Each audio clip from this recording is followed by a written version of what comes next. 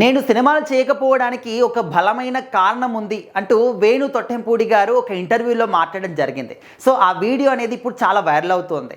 So మనము 90స్లో చూసుకుంటే వేణు గారు చాలా సినిమాలు నటించారు. ఆయన నటించినటువంటి సినిమాలు కూడా మంచి హిట్ అయినటువంటి సినిమాలు ఉన్నాయి. అదేవిధంగా కామెడీ పరంగా కావచ్చు, ఎమోషనల్ పరంగా కావచ్చు.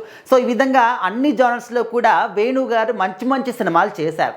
సో ఆ తర్వాత కంప్లీట్గా ఏ సినిమాల్లో కూడా కనిపించకుండా మానేశారు. సో ఆ తర్వాత ఏంటంటే మళ్ళీ కొద్ది రోజులకి వెబ్ సిరీస్లో కానీ అండ్ కొన్ని క్యారెక్టర్లో చేయడం కానీ మళ్ళీ స్టార్ట్ చేశారు. సో ఆ తర్వాత కనిపించకుండా వెళ్ళాడంటే ఇప్పటి వరకు ఏ ఒక్క సినిమాల్లో కానీ, ఏ ఒక్క వెబ్ సిరీస్లో కానీ, షార్ట్ ఫిలింలో కానీ, సీరియల్స్లో కానీ, బుల్లితెర మీద కానీ ఎక్కడ కూడా కనిపించట్లేదు.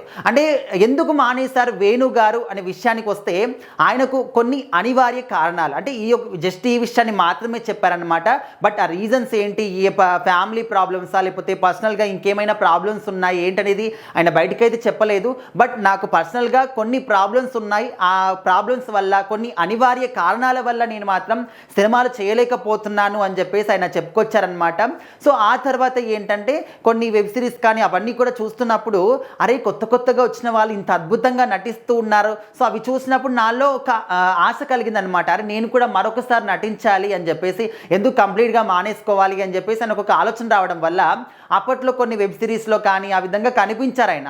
కాకపోతే ఆ తర్వాత మళ్ళీ మానేశారు. అంటే ఇప్పటి వరకు ఎక్కడ కూడా కనిపించట్లేదు.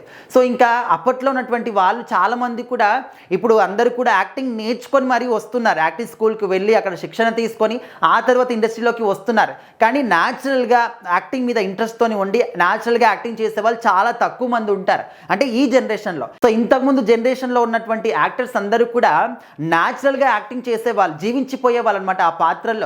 సో వాళ్ళకి అప్పట్లో ఏ యాక్టింగ్ స్కూల్స్ లేవు, ఎవరు చేర్పించలేదు, ఎక్కడ కూడా వాళ్ళు నేర్చుకోలేదు. అది సోల్ఫుల్గా వాళ్ళు కంప్లీట్గా ప్రాణం పెట్టి అది చేస్తున్నారు కాబట్టి ఆ ఒక ప్రొఫెషన్ని వాళ్ళు తల్లిలాగా భావించి మరీ చేసేవాళ్ళు. సో అలాంటి వాళ్ళలో వేణు గారు కూడా ఒకరు. సో మరి ఆయన మళ్ళీ సినిమాల్లోకి రావాలి, మంచి మంచి సినిమాలు చేయాలి అని చెప్పేసి చాలామంది కోరుకుంటున్నారు.